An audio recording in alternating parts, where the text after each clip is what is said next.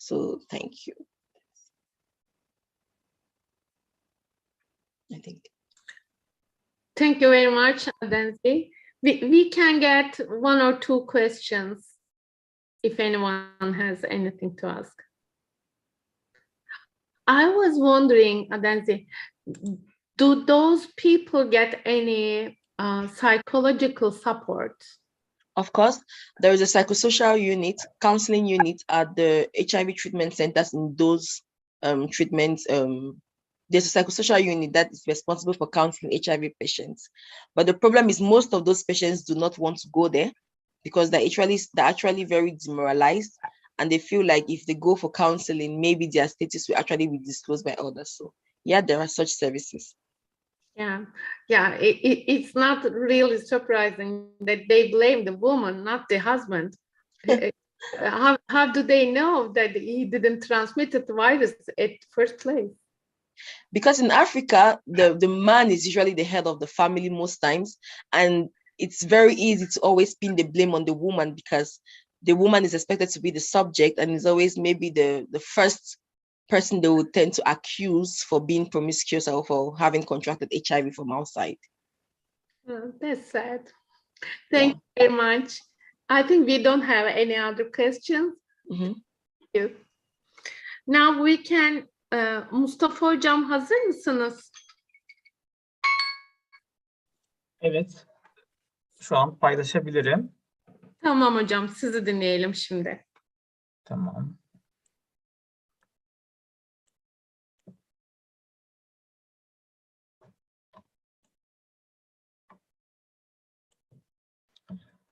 Ekranımı paylaştım. Görünüyor mu? Evet hocam, görüyoruz. Sayın hocalarım merhaba. Ben Mustafa Dedeoğlu. Manisa Celal Bayar Üniversitesi Gıda Mühendisliği Anabilim Dalı'nda doçent doktor Sayın Nazlı Savlak danışmanlığında doktora yapmaktayım. Sunumumda gıda sanayisi atığının önemli atıklarından olan yumurta kabuğu atığının öneminden ve değerlendirme alanlarından söz etmeye çalışacağım.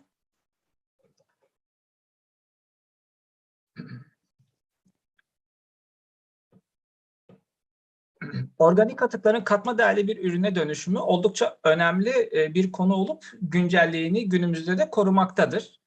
Bu geri dönüşüm konusundaki en önemli sorun bertaraf maliyeti gibi görülse de esasında yumurta kabuğu gibi tarımsal atıkların farklı değerlendirme alanlarının tespiti ve bu tip atıkların bu tip atıkların geri dönüşüm oranının arttırılması çevre sağlığı ve toplumun biyoekonomisi bakımından aslında bir fırsat olarak değerlendirilmesi gerekmektedir.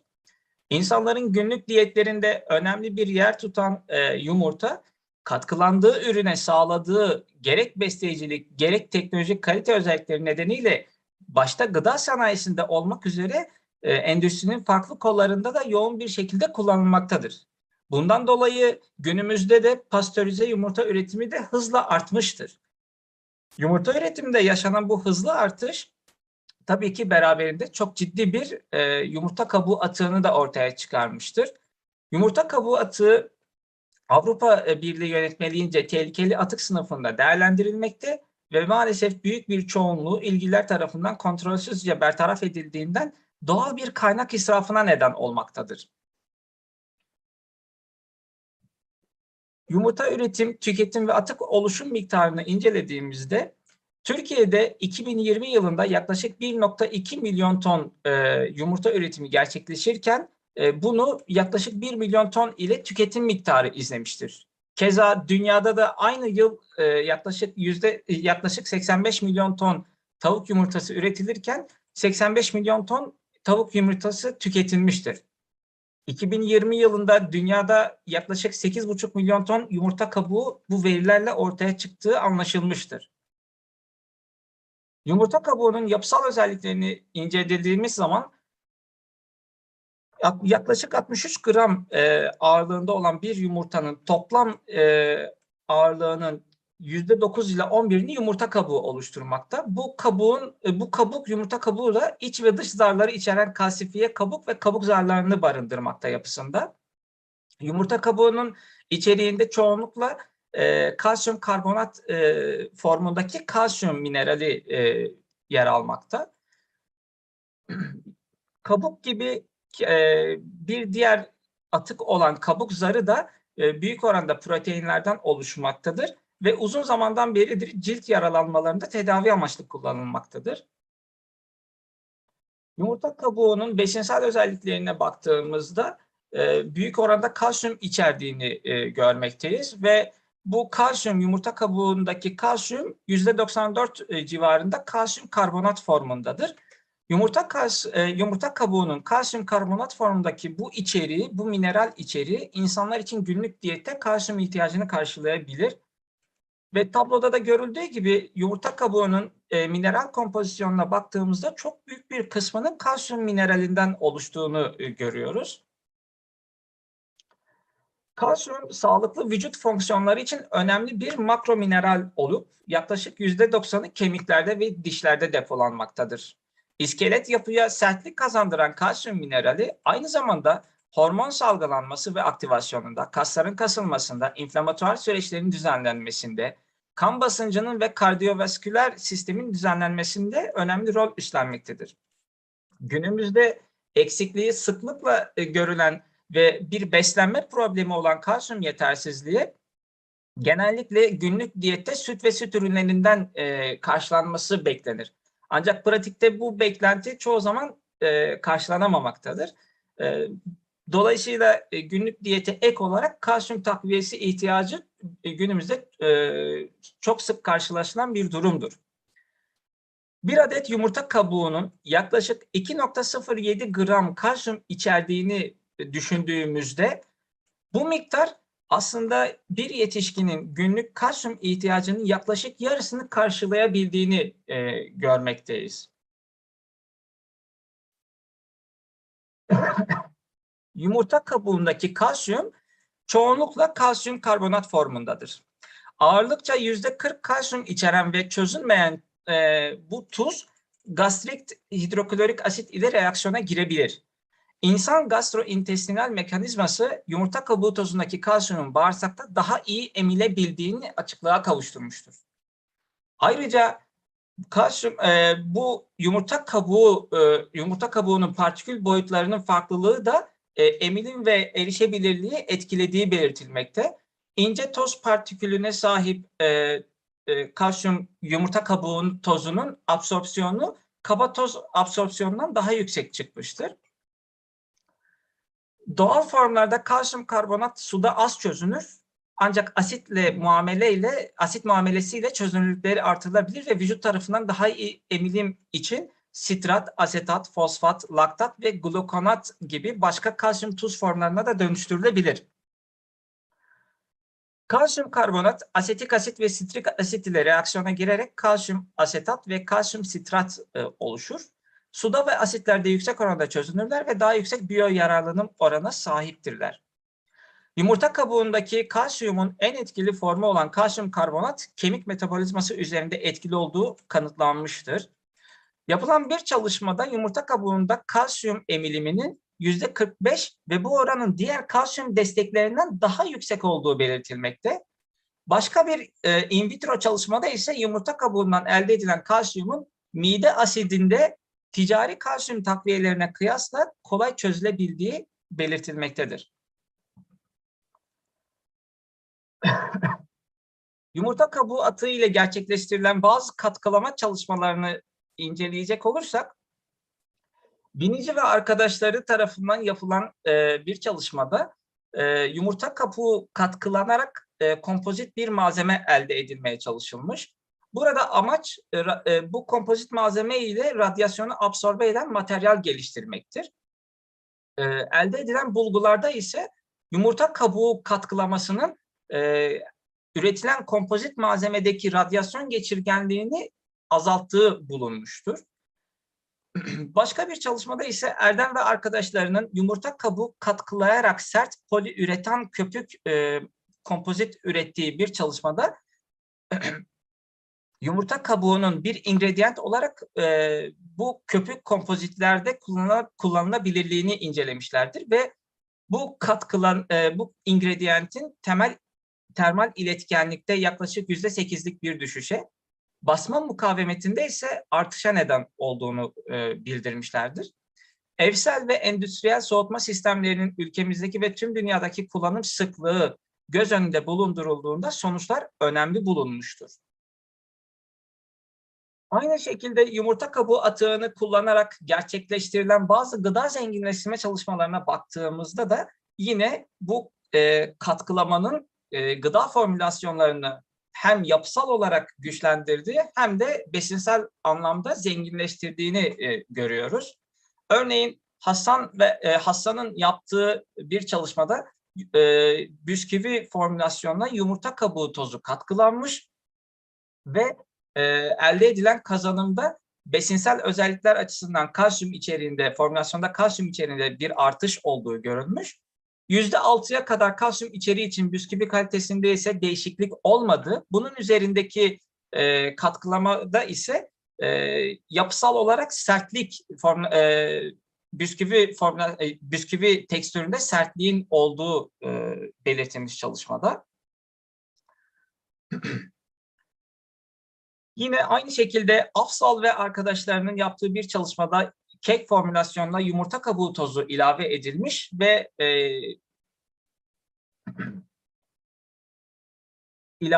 ve geliştirilmiş duysal özelliklere sahip 8 gram çörek için kalsiyum içeriğinde önemli bir artış olduğu belirtilmiştir. Bu şekilde yumurta kabuğu kullanılarak gıda zenginleştirmeleri yapılabilir. Sonuç olarak istatistiki veriler küresel çaptaki yumurta üretiminde yıllık %2-3'lük bir artış olacağını göstermektedir. Bu artış daha fazla yumurta kabuğu atığının oluşmasına ve yeterince geri dönüşüm sağlanamadığı takdirde ise tüketilebilen ve biyolojik olarak kullanılabilen doğal bir kaynak israfına neden olacaktır. Ucuz, biyo yararlanımı yüksek bir proseslerde kullanım için genellikle minimum ısıl işlem gerektiren yumurta kabuğu kalsiyumu gıda formülasyonlarını yapısal olarak güçlendirmek, zenginleştirmek ve kalsiyum takviyeleri üretmek için oldukça elverişli bir kalsiyum kaynağı olarak değerlendirilebilir. Ayrıca hayvan yemi, gübre, ilaç ve kozmetik endüstrisinde de değerlendirilmektedir. Kalsiyum eksikliğinin oldukça yaygın olduğu günümüzde bu gizli açlığın üstesinden gelmek için yumurta kabuğu kullanılarak ucuz takviye edici gıda üretimi ve konuyla ilgili gerçekleştirilen bilimsel faaliyetler son derece önemlidir. Yumurta kabuğu atıklarının daha çok geri dönüşümü çöplüklere atılmasından kaynaklanan sera gazı miktarını da azaltacağı düşünülmekte. Çözünmezlik ve kalsiyumun ağızda bıraktığı kötü tat ve his nedeniyle katkılanacak ürünlerin lezzet ve doku profilini korumak için yeterli özen gösterilmelidir. Salmonella veya diğer hastalıklara neden olan mikropların kontaminasyonunu önlemek amacıyla gerekli sterilizasyon sağlandıktan sonra yumurta kabuğunun katkılanması yapılmalıdır. Yumurta kabuğu atığının daha etkin bir şekilde değerlendirilmesi üzerine gerçekleştirilen bilimsel araştırmaların önemi oldukça büyük olup geniş bir çalışma alanı barındıran yumurta kabuğu atığı ile ilgili ileriki araştırmalara ihtiyaç duyulmaktadır. Çalışmada kullandığım referanslarım bu şekilde. Dinlediğiniz için teşekkür ederim. Biz teşekkür ederiz hocam bu son derece bilgilendirici ve faydalı sunum için. Sürenizi de çok iyi kullandınız. Onun için de teşekkürler. Katılımcılarımız arasından soru sormak isteyen var mı acaba? Mehmet hocam hoş geldiniz bu arada. Hoş bulduk, günaydın. İyi bir oturum olmasını dilerim. Bütün arkadaşları da selamlıyorum. Teşekkürler. Merhaba. Hocam benim merak ettiğim bir nokta var. Yıllardır gübre olarak geleneksel uygulamalarda kullanıldığını biliyoruz. Hep söylenir. Tohum çimlendirmesini hızlandırır yumurta kabuğu diye evlerde kendi annem de olmak üzere yumurta kabuklarını biriktirip robottan çekip toprağa karıştırırlar. Ama besin olarak tüketilmesi noktasında herhangi bir ön işlemden geçtiğinde acaba bu besin değeri düşüyor mu? Geçmeden kullanıldığında sizin söylediğiniz gibi bir takım salmonella başta olmak üzere en bilineni olduğu için söylüyorum. bir takım sağlık problemlerine neden olma riskinden bahsettiniz. Feasible mı bunu kullanmak besin maddesi olarak? Yani şöyle, yumurta kabuğu öncelikle bir sterilizasyon aşamasından geçmeden kullanmak sağlıklı değildir. Yani bunu yapmak gerekir salmonella ve diğer patojen mikroorganizmalar açısından. Ancak yapılan bu sterilizasyon işleminin besinsel özellikleri azalttığı ile ilgili bir bulgu yok literatürde. Yani besinsel özellikleri, özellikle mesela kalsiyum, yumurta kabuğunun katkılanmasının amacı nedir? Kalsiyum mineralini zenginleştirmek. Kalsiyum minerali de böyle sterilizasyon normlarında azalacak bir mineral veya zarar görecek bir mineral değil. Yani bu bahsettiğiniz işlemler besinsel özellikler anlamında bir olumsuz etki göstermez. Ben öyle düşünüyorum. Bu şekilde. Çok teşekkürler hocam. Başka sorusu var mı hocamızın? Yoksa o zaman we can pass to the next presentation. I don't know if the presenter is here. It's going to be about the ready-to-eat soybean curd sold in Woody Town, Kano, Nigeria.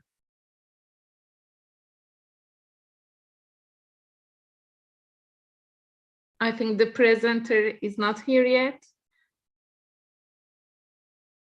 Okay, we can pass to the next one. It's going to be physicochemical, microbiological, and sensory characteristics of Sudan's white cheese as affected by storage temperature.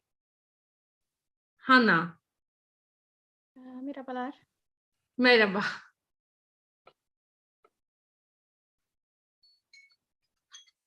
You can share your screen. You will have 15 minutes, including the questions part.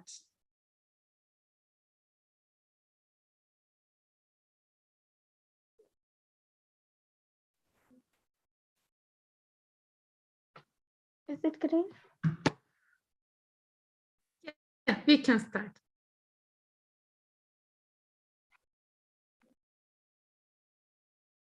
Is it clear? Merhaba herkese. I am Hana Muhammad Abbas, a doctoral student at Ege University, Dairy Technology Department.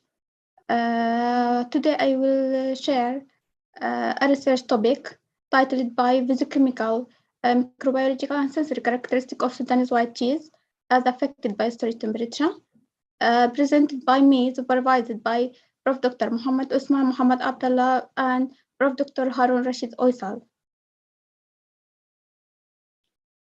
I will start with introduction, in which I explain the importance and the goals of the research. Then I move to method in which experiment was conducted.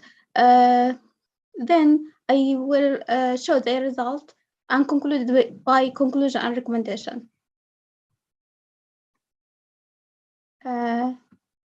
Milk, it is known that it has an important place in human nutrition because it's rich in nutrients such as protein, fat, vitamins, and mineral substance.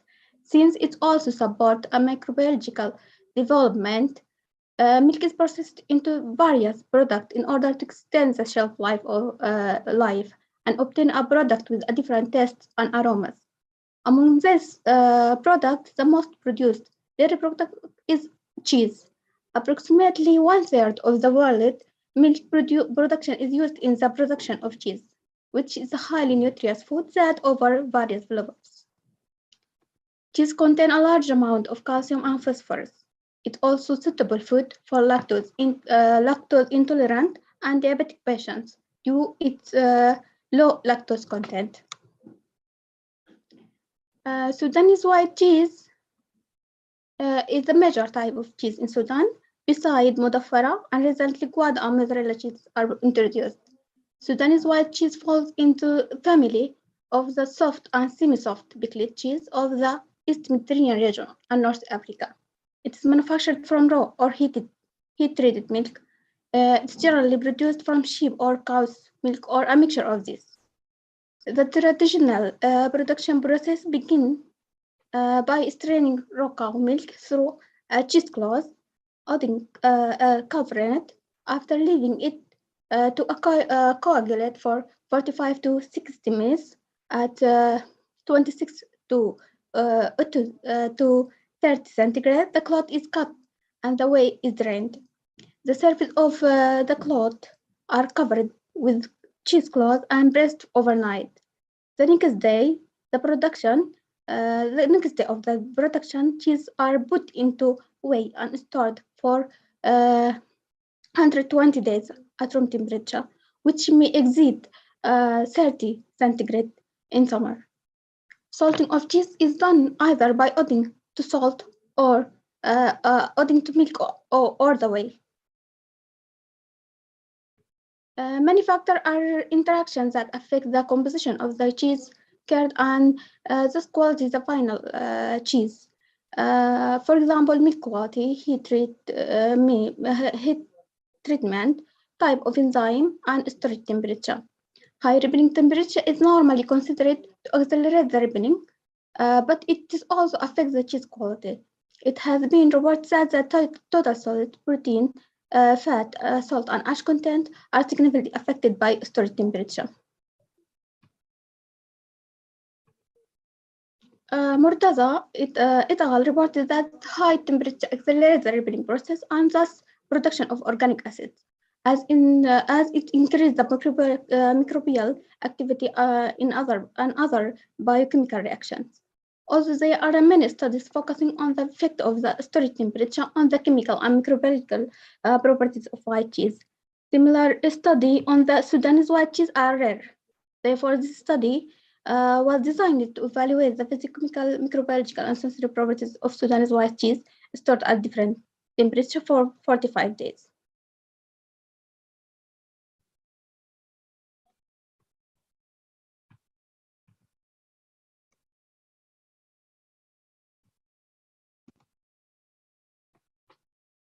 For this purpose,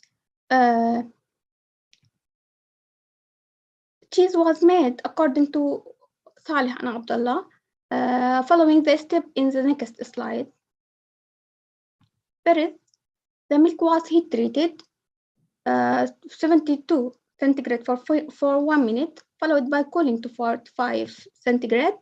Then 2% of sodium chloride and 0.02% of calcium chloride was added, followed by addition of rennet.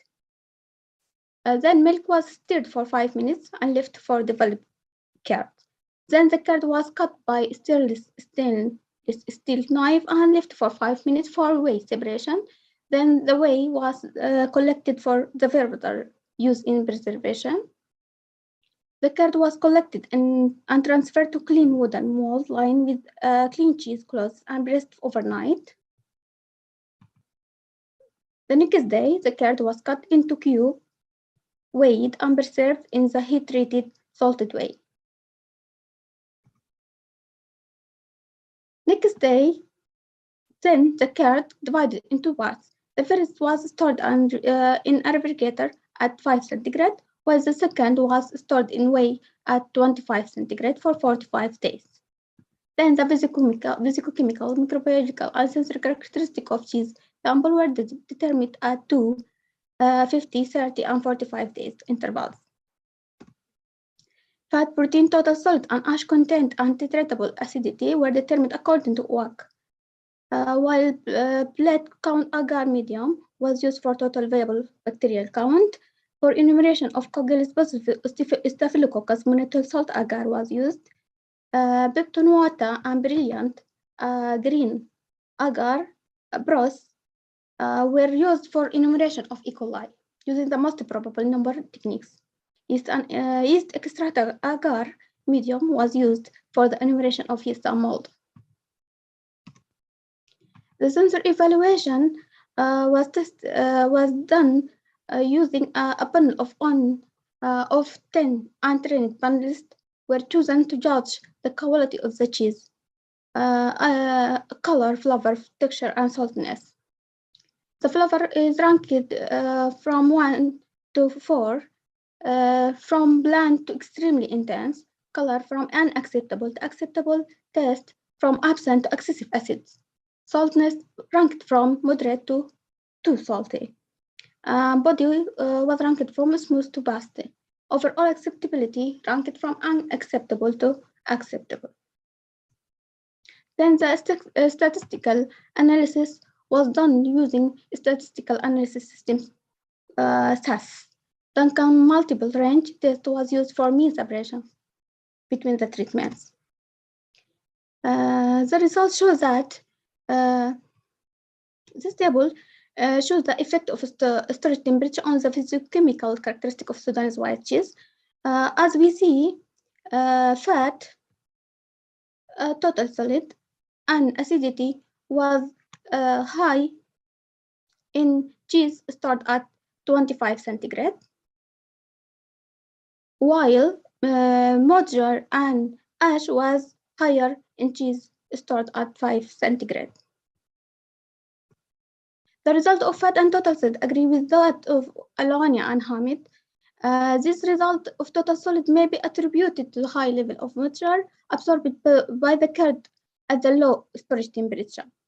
At low storage temperature, cheese retained a higher moisture over long period, and moisture content rapidly decreased when the cheese was stored at room temperature. The result of ash is in line with finding of Abdullah, who reported that the ash content of cheese stored at refrigerator temperature was higher than that stored at room temperature. This could be attributed to absorption of salt by the curd at low temperature. The result of acidity is agreement with those of the reported of Bastra and Bilal, who found that the low temperature delayed the ripening of cheese. As a result of it affects the number and activity of microorganisms. The higher acidity could be attributed to activation of lactic acid bacteria by room temperature and increase the level of lactic acid. In this table, we see the effect of storage period in the physiochemical characteristic of white soft cheese stored at different temperature. The storage period did not significantly affect the physiochemical characteristic of cheese stored at 5 centigrade, except for total solid and moisture, while all physiochemical properties of cheese stored at 25 centigrade changed significantly during all the storage period.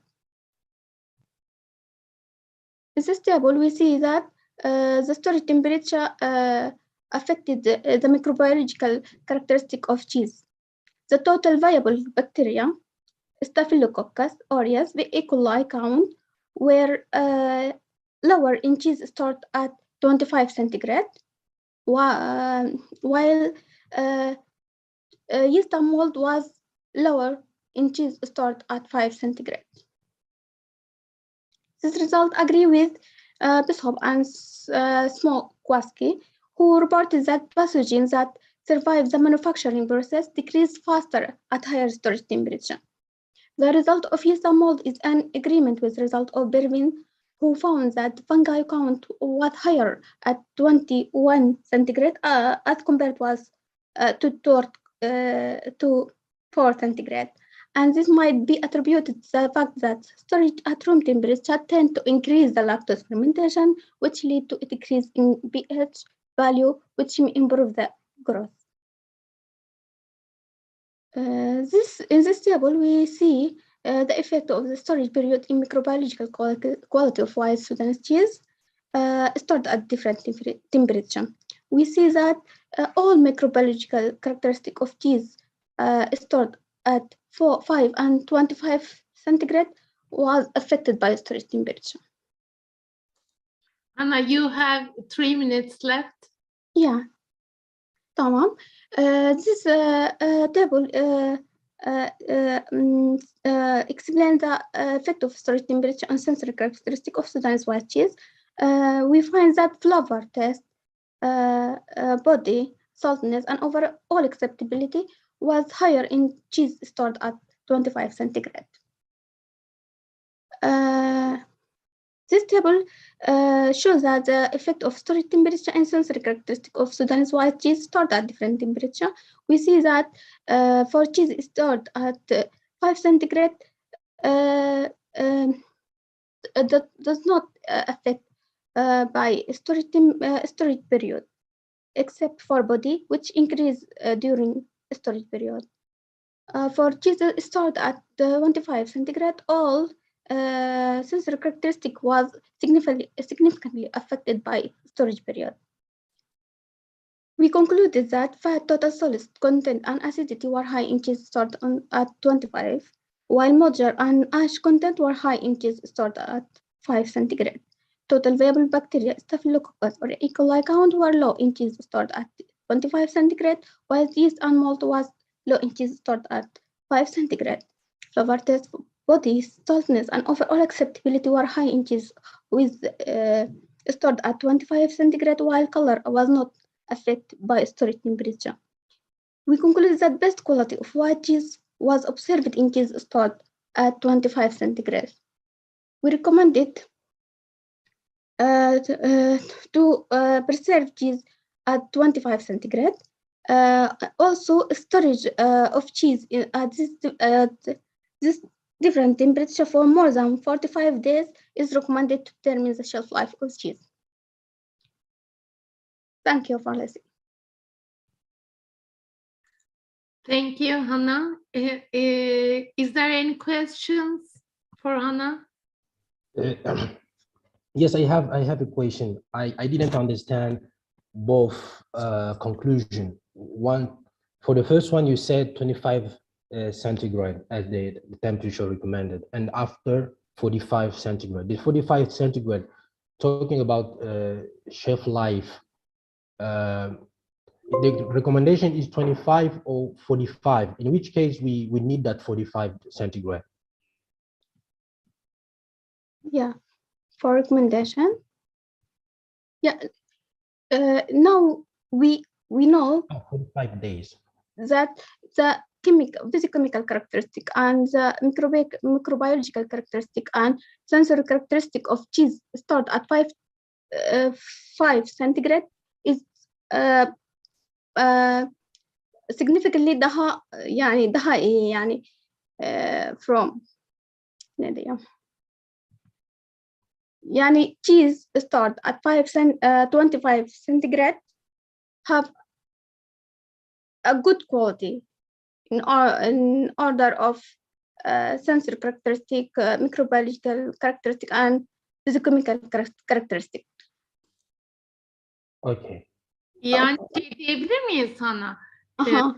Sıcaklığında saklamak, buzdolabında saklamaktan daha iyi. Evet. Ha, tamam şimdi. Bu tip Benir de öyle olmuş. Yani. Yani normalde 5 buzdolabında koyması gerekiyor diyorlar. Ama ben böyle bir araştırma yaptım. Yani 25 derecede depolanan peynirler daha kaliteli çıkmış. Çok enteresan ve 45 gün boyunca saklanabiliyor. Evet. Ama saklanması peynir altı suyunda saklanacak. Anladım. O da tuzlu. Yani farklı bir depolama. Çok teşekkür ederiz. Rica ederim. Başka soru var mı? Are there any other questions for her? I think there's not.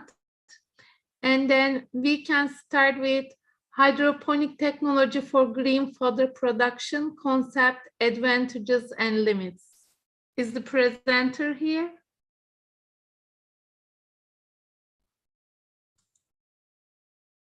I can't see any of the author's name among the participants. So I think Mr. Abdullah is here. He's going to be presenting the effect of high ambient temperature, heat stress on poultry production and poultry welfare. Hello, please can you hear me? Hello, yeah, we can hear you. Please, I would like, if there are other presenters, I would like them to go on, because currently I'm having a problem with my laptop. I've been trying to get it operating almost in 30 minutes. It's very slow. So if there's anybody, the person should go on, and I would proceed after other presenters, if it's possible. Yours is going to be the last presentation. Yes. Presenters are not here yet. So there, because currently my frozen, and over 30 minutes I can't get it operational. So I don't know what is gonna be. So if there's anybody that is available and can present right now, I think the person should do it while I'm trying. Okay, Alif, my laptop right now. Hocam grupta yazmaya çalışalım. Come again, I didn't hear what you said. Aslında hem de sunum saati 11:15 ile 11:30 olduğuna göre aslında geç değil onun. Evet, tabii. İki sunum yapıp gelmediler, evet. Hani, erkene geldi, o gelmediler. Grupta bir yazalım, belki şey olur. Abdullah, you can email your presentation to us and we can try to help you. As Adens suggests. I prepared the presentation is currently on the laptop. The thing is that the laptop operation, I put it off and on and send it to the email if I should. I can't send it to the email right now because I have to send it from the laptop. So let me get back to it, and then I will get back to you to see if it's possible.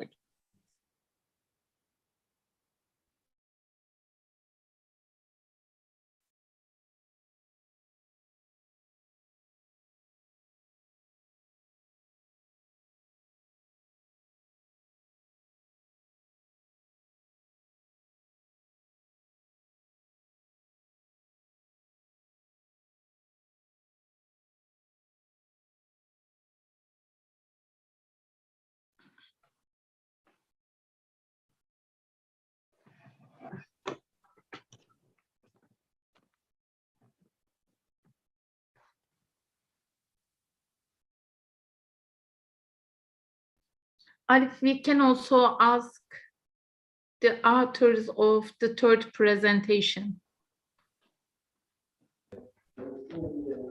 Hocam, şimdi bizim bir yazar başka bir oturumda sunum yapmış. Hoca dedi de hani sanki bir yazarla iletişime geçmeye çalışıyorum şimdi. Belki bir 2 dakika falan sürebilir. Yani rica etsem biraz bir dakika, 1-2 dakika falan belki gelir o. Tabii. Rukaya Görber geldi. Evet. Evet. Geldi.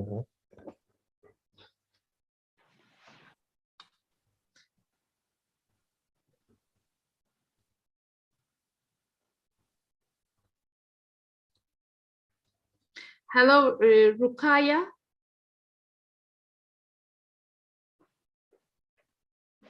Yes. Hello. Yeah. Is your presentation ready? It's your turn. I'm sorry. I have another one. I had another one now. Just now in session 9. Yes, I am ready. Okay. You can share your screen. Okay, I will start.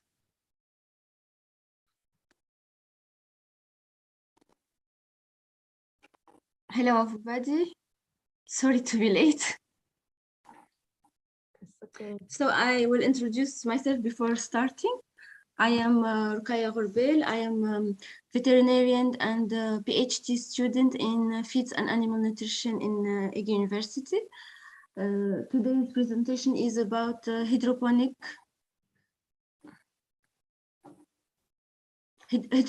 technology for green fodder production, concept, advantages, and limits. Okay, you have 15 minutes, including the questions. Okay, thank you. I will pass the abstract. Okay, let's start with the introductions. The agriculture sector aims to produce the highest quality yields at the lowest possible costs. So it's a sector aiming mainly for efficiency. As the world population grows rapidly, the need for food and feed for livestock is eventually increasing. However, the traditional farming makes it increasingly difficult to produce maximum and high quality crops. Soilless farming can be successfully introduced and considered as an alternative options for growing nutritional food plants and crops.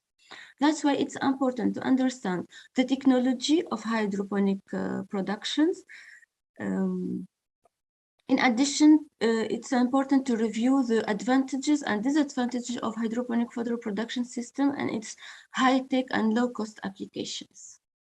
Let's start with the principle of hydroponic fodder production technology. The basic principle of growing,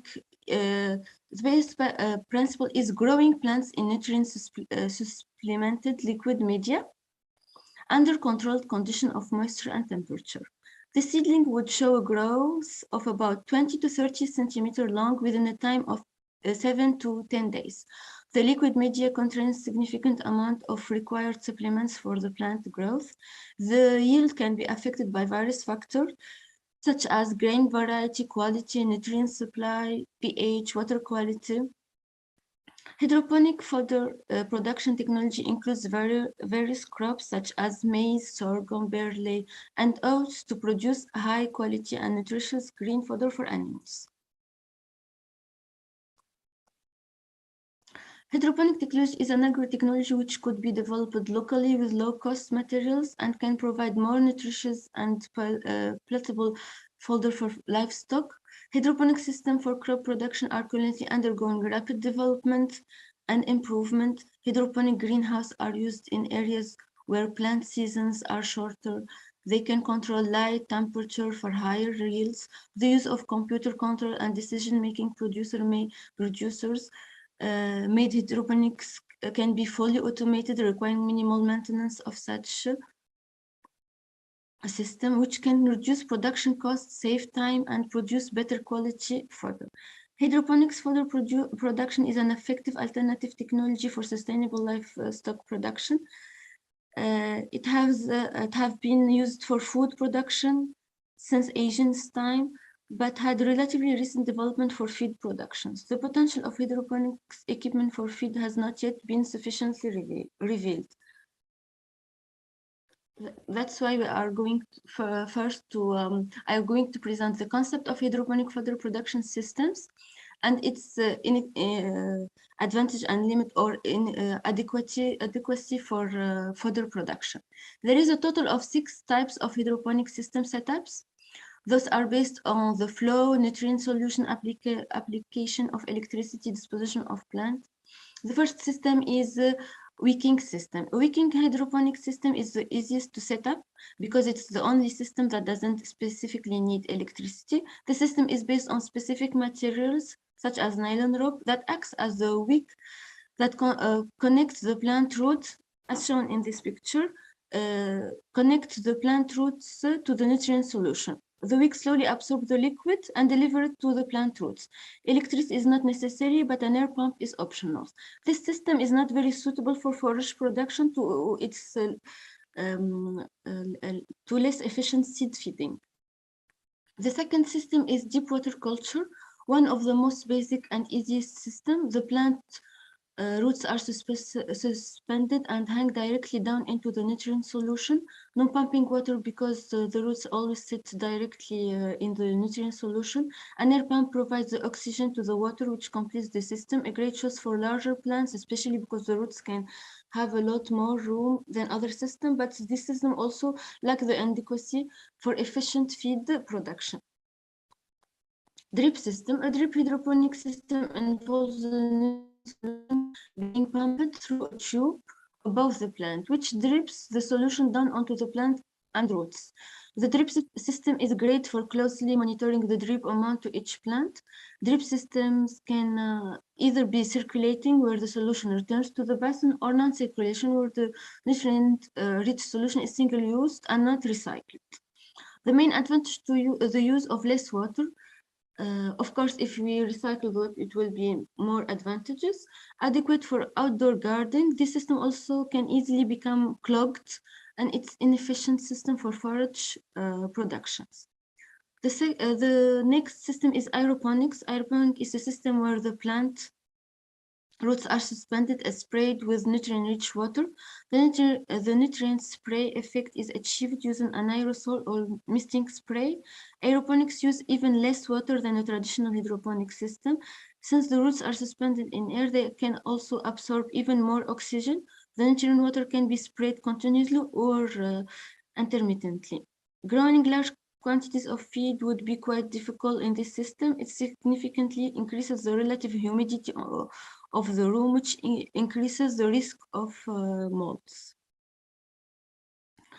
The next system is a nab and a flow system. It's also known as a flood and drain. This system involves a floating reservoir that the plants sit in and is positioned above the nutrient reservoir water. The tap tray with the plants gets flooded with the nutrient solution and then in a specific interval drains back down to the lower reservoir. Changing the interval of the flood can be done with a timer. Ebb and flow hydroponic system for specific plants that flourish under condition of excess nutrient followed by a period of dryness.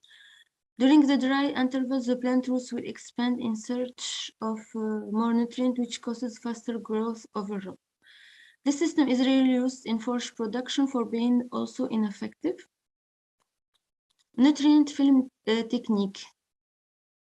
A great technique to increase the oxygen level and decrease the amount of water used. The plants are suspended in a row at a slight tilt. This tilt allows gravity to move the water through the types of the roots. NFT brings the most oxygen because the roots are almost entirely exposed to the air and only the tips of the roots touch the nutrient solution. This technology was prevalent in lettuce growing, shown in the first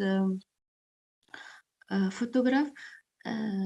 But by switching the bigger growing trays, it can sprout various grains and produce fresh nutrient-rich green fodder. In feed production, NFT system reduce humidity in growing rooms and water consumption compared to other hydroponic systems. This system can promote growth intensity, but not the growth of mold and or various pathogens. The next part is a low-cost shade net hydroponic fodder production system. Hydroponic fodder production can be one of the low-cost technology to increase green fodder production by vertical farming.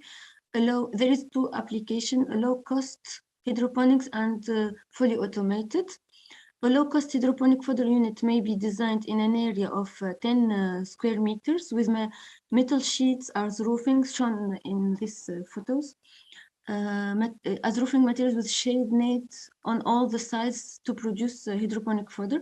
The unit consists of a four-tier system with iron angles for holding 48 plastic trays, which can hold around 1 to 1.5 kilo maize seed. Fodders can cultivate in plastic trays for 9 to 10 days and irrigate manually with tap water 6 times a day.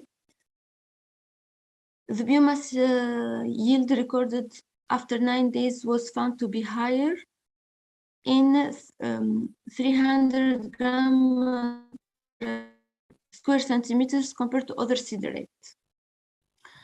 The low-cost hydroponic system advantages: less land, less water use, less needed manpower. One person can work in this small shade net rooms. Use of locally available resources, no high initial capital needed, income available all year round, also lower maintenance costs. 70% shade net as the roof material yielded the maximum biomass of 3.5 kilograms of hydroponic fodder per kilo of maize seed compared to concrete or other materials. This can improve the farmer income when fodder was produced in low-cost hydroponic system. The feed cost per kilogram milk was reduced by 25 to 30% and net profit was improved. The limits of this system is that the environment is not fully controlled. So at higher temperature and higher humidity, mold infestation is one of the biggest challenges. Next is the high-cost, high-tech hydroponic fodder production system. As you can see, this is the high-tech rooms for hydroponic fodder production. These are highly sophisticated, fully automated fodder production system with controlled environments and are immune to natural weather variation. The required water, light, temperature, humidity, and aeration are fully controlled by sensors. Water recycling can be also available. The electricity requirement for the production of hydroponic fodder is much lower than for traditional fodder production. For optimum growth of fodder, the environment factors are temperature, which must be between 19 and 22, humidity between 40 and 60%, light between 12 and 16 hours, and an aeration for 3 minutes after every 2 hours. In this high-tech hydroponic system, a constant monitoring is required for the composition and pH of the nutritional solution. The roots of fodder should also be controlled to prevent any mold. The advantage of these high-tech systems: no major investment for the purchase of land, agricultural machinery, equipment, infrastructure for harvesting, including handling the crops, no need for fuel or for transportation or conservation of no fertilizers, insecticides, pesticides, or weedicides, modest labor inputs, minimum post-harvest loss of fodder. But also there is also some limits. One of the limits is the high risk of fungus and microbial infections. Hydroponic fodder was highly sensitive to room temperature and humidity, which is a major threat for this technology. Failure to control temperature and humidity also could cause to grow mold, fungi, and bacteria. Fungus affected fodder fed to the livestock could create digestive problems, could be extreme to the point of causing death. Also, these waterborne diseases are easily spread from one plant to another because they share the nutrient solution or the watering solution. Hydroponic fodder also often has Aspergillus infection, which can cause hypersensitivity or convulsions for animal. That's why we need to often make some random analysis for these infections from time to time for a higher quality and mold-free fodder. Another limit is the technical knowledge. This type of hydroponic technology may not require major labor input, but few needed manpower must be efficient and skilled, especially when it concerns monitoring and handling the controlled environment parameters inside the greenhouse. High initial costs, relatively large initial investment, of course, is a basic requirement for commercial scale farming. As you can see from the photos, it needs a high initial cost. The major weakness that farmers faced was the high initial capital investment.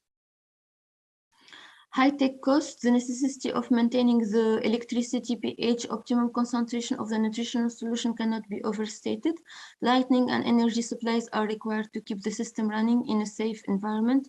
Temperature, light intensity, carbon dioxide concentration, and humidity must all be monitored in hydroponic greenhouses using climate control monitor system. The feed cost per kilo milk was higher when animals were fed maize fodder produced from a high-tech hydroponic system, mostly due to the higher cost of high technology and higher cost of the high-tech hydroponic fodder production rooms. To conclude, the hydroponic business worldwide is predicted to grow dramatically in the near future. It is essential to design low-cost hydroponic structure. That's the main reason or the main objective is to design low-cost hydroponic structures that reduce reliance on human workers, lower overall setup, lower initial costs, and operation expenses in order to encourage commercial hydroponic farms. Hydroponic farming can yield high quality, efficiently produced feeds for urban and rural farms with the right nutrient solution, temperature, and other environmental variables. In the future, the goal is to standardize the methods, additions, and results of hydroponic fodder production technology for small-scale farmers to ensure consumers' confidence. Hydroponic feed must be as safe and healthy and as cheap as conventional alternatives. Thank you very much for listening. Thank you, Rukaya. Are there any questions for her?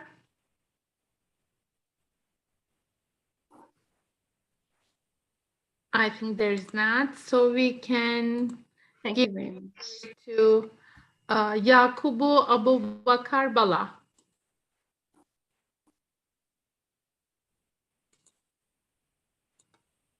Are you here, Yakubu?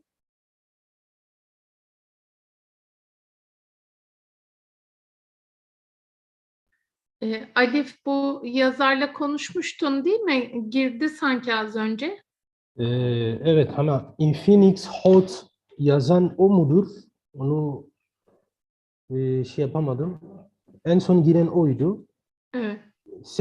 Sesi de kapalı. Ses ben de açık görüyorum. Yakubu, can you hear us? I think someone is right. No, it's not him.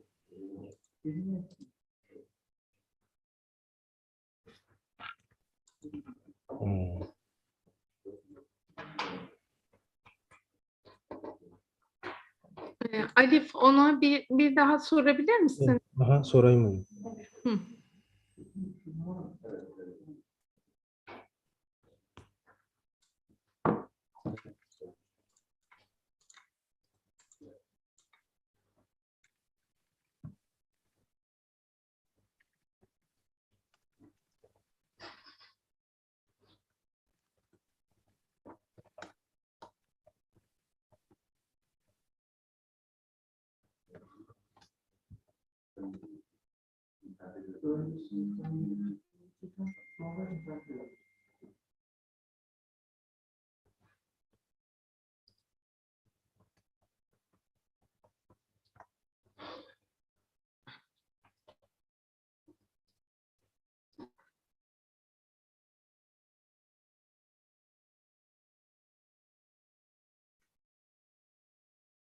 I think I saw someone with Umar last name, surname in the morning among the participants.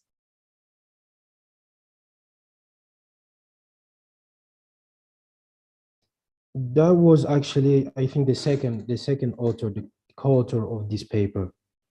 Yeah, I thought he was going to present, but now.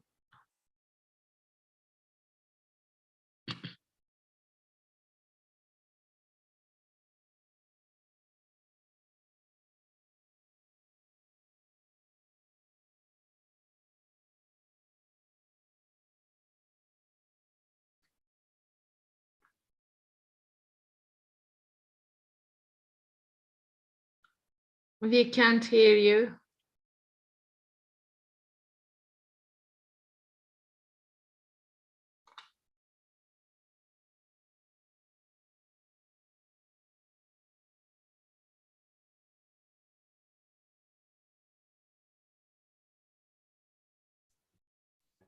Mr. Yakubu, I think there's a problem with your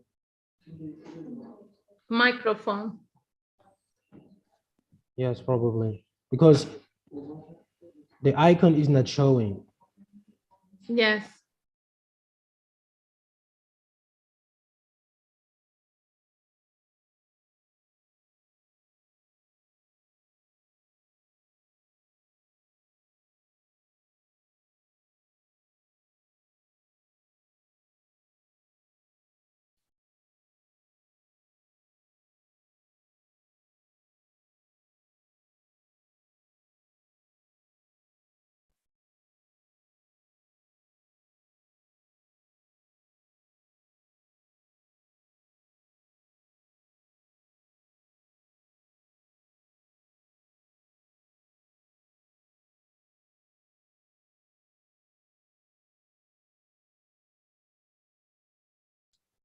Is Abdullah ready? If Abdullah is ready, we can take him, and the time being, maybe Mr. Yakub will be ready. So he needs a new microphone or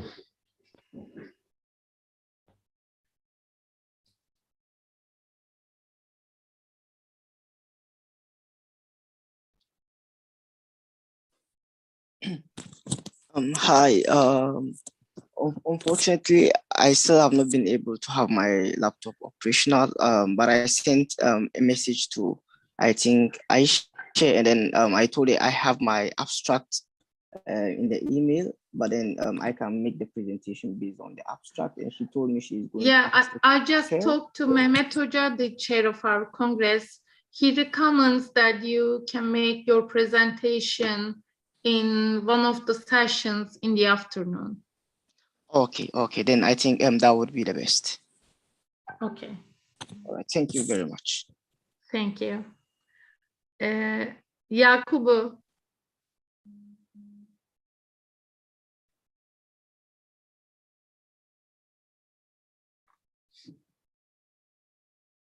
Are you ready? Do you have any opportunity to switch your computer, or you can also use your phone? Show the presentation from your computer and enter from your phone. We can hear maybe.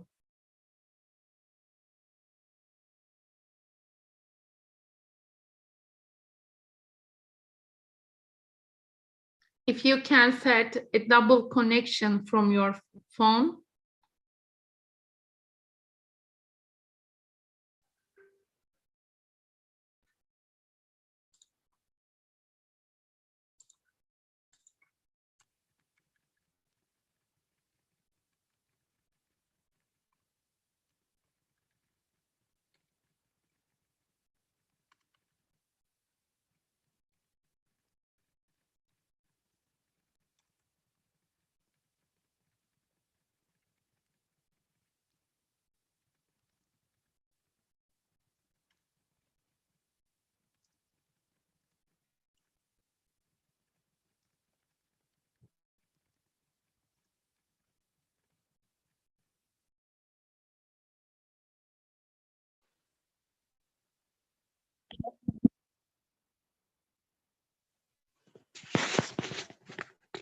Now we can hear you, I think.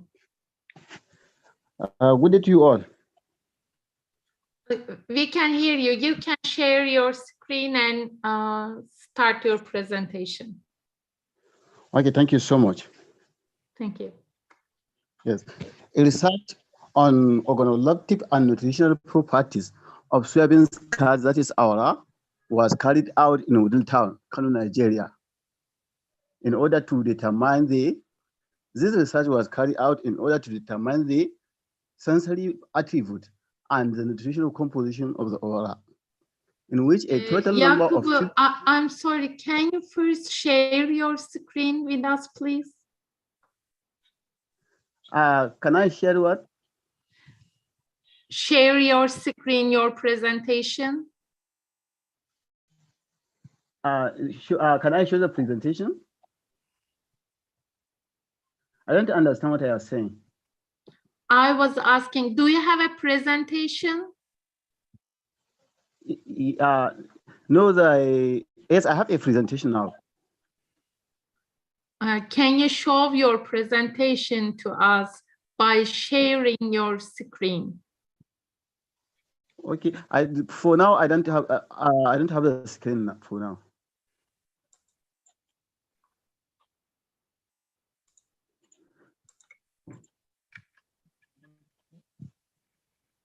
Okay, hello. Hello. Yes, Mr. Yakubu, did you make your presentation on a kind of a program like PowerPoint or something like that? Sincerely speaking, I have not make it like that. I think I'm not just oral presentation. I can make the presentation by just saying it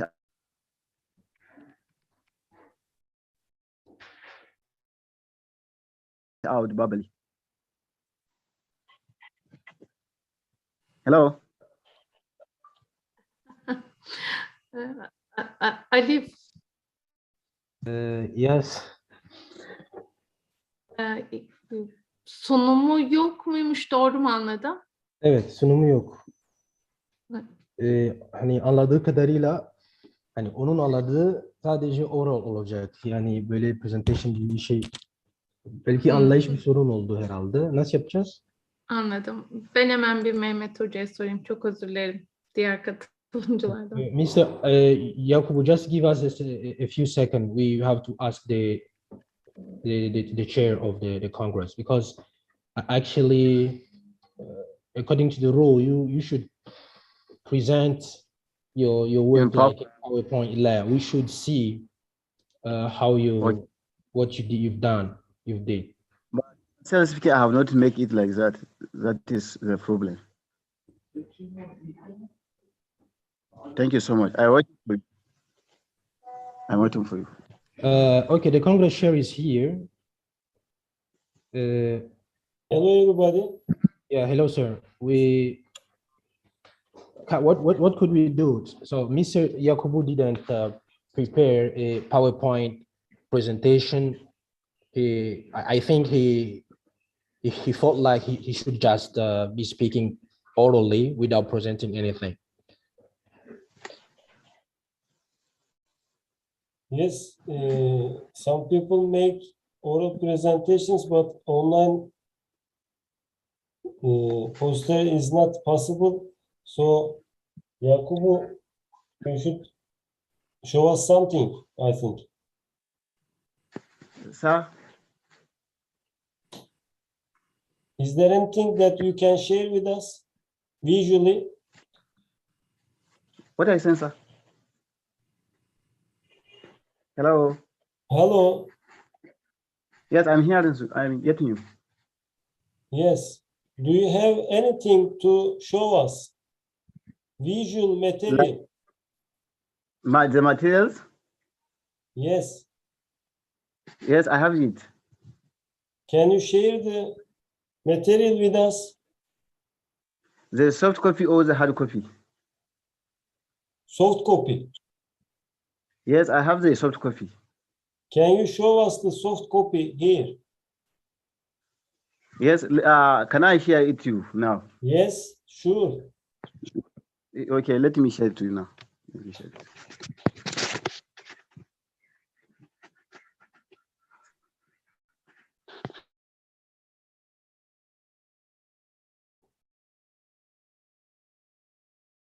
And you may start your camera also.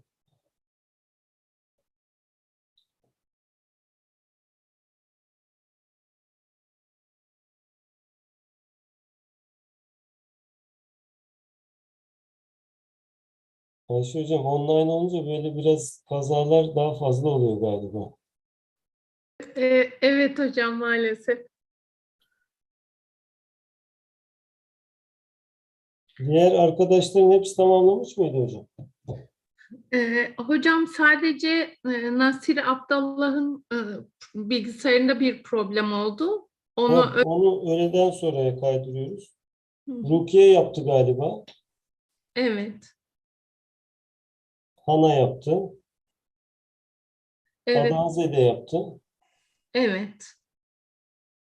Şu an sadece Yakubu ve Nasir eksik.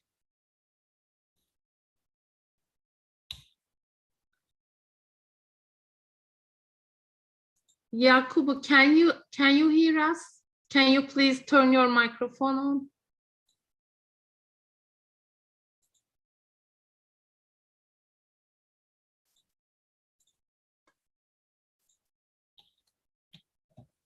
Yakubu herhalde Nijerya'dan bağlanıyor.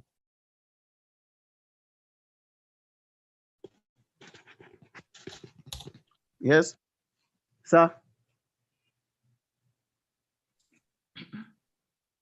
Yakubu, are you in Nigeria?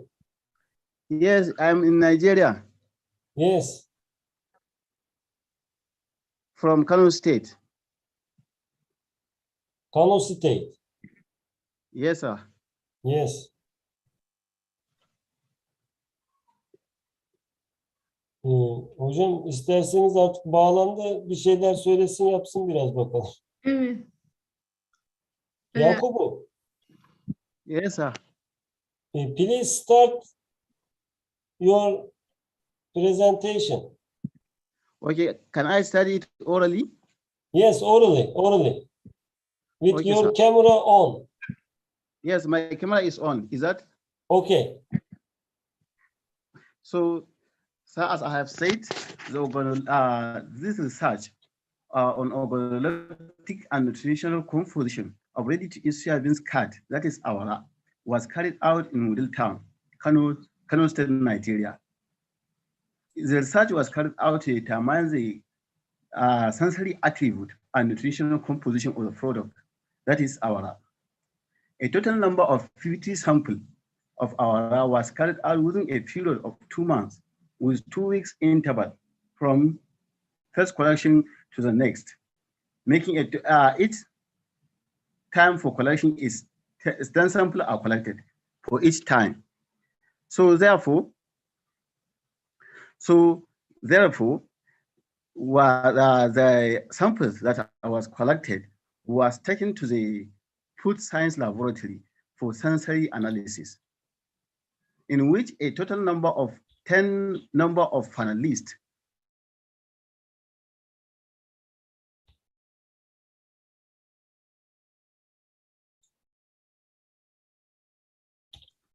was the sensory attribute that was determined include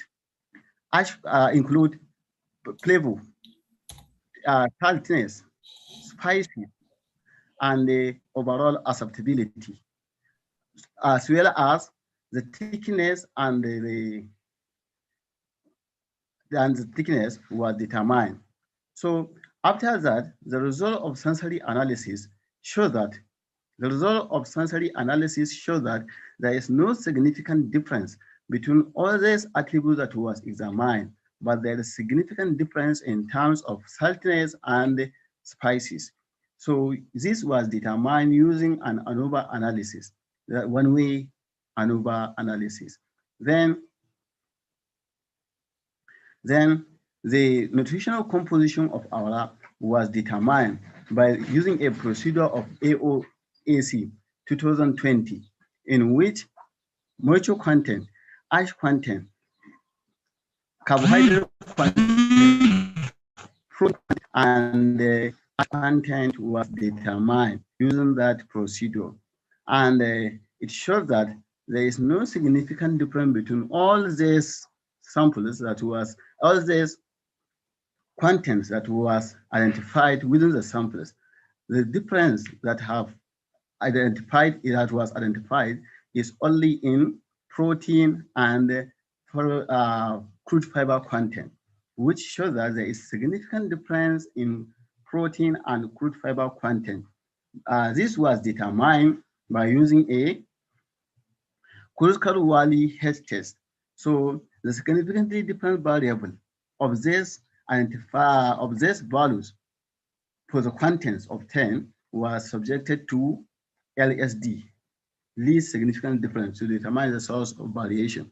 So the differences in terms of this nutritional constraint, protein and the crude fiber content, is due to the differences due to the different methods of production that was carried out by the producers.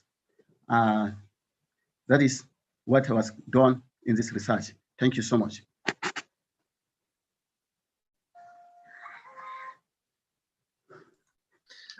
Thank you, Yakubu, for your speech. Are there any questions for him? I think there is not. Thank you again. Dear participants, I thank all of you for your contribution on our Congress, and I wanted to inform you that your participation certificates are going to be emailed having your name on it. Thank you all for your contribution. Thank you so much. Thank you so much. But I'm very sorry for any inconveniences that have occurred, because I don't know it is a PowerPoint, sincerely speaking. But if I have known it, I will try as much as possible to make the PowerPoint. Sorry for these inconveniences. That's okay. I think they already announced it on Congress website. Next time you can also present via PowerPoint. Thank you all for your contribution, and you all have a good day. Thank you so much. Thank you so much. Thank you so much.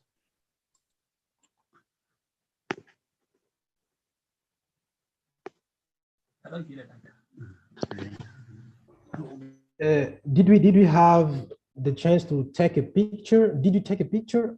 I forgot to do that. If there's still people here, could you please? Yeah, I think yeah, most of us.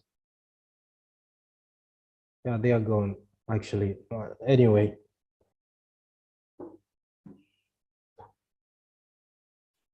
Hocam fotoğraf çektirmek istedik de ama kamera falan açsın diye söyledik. Çoğu kişi gitti de.